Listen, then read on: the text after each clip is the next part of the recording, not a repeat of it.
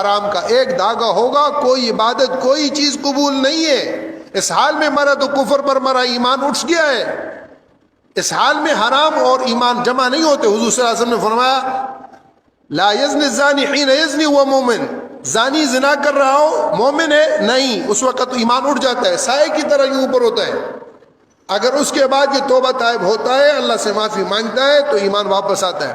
شراب کی حالت میں جب تک کہ وہ شراب کے اس عمل میں ہے، ایمان اندر سے اٹھ جاتا ہے یوں سائے کی طرح اوپر، اور اگر یہ اس کے بعد توبہ طائب ہوتا ہے تو ایمان واپس آتا ہے۔ ایسے ہی ہر حرام کے عمل میں، اب اگر جسم کے اوپر حرام ہوگا تو ایمان کیسے ہوگا؟ اور جسم کے اندر حرام کیا ہوا ہے، ایک لقمہ حرام کا، یہ تمام علماء نے لکھا ہے کہ اگر انسان کھاتا ہے تو 40 دن تک اس کا اثر رہتا ہے، اور 40 دن تک اس کی دعا و نماز قبول نہیں ہوتی۔ آج سائنس بھی کہتی ہے کہ اس لقمے سے بننے والا خون جسم میں 40 دن تک چلتا رہتا ہے، 40 دن بعد وہ جل جاتا ہے، 40 دن بعد وہ جلتا ہے۔ اس لیے میرے پیاروں، میرے بھائیوں، یہ دنیا مختصر ہے، ہم نے اللہ کے پاس جانا ہے۔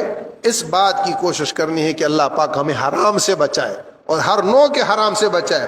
حلال کی نیت کریں اور اللہ پاک سے حلال مانگیں۔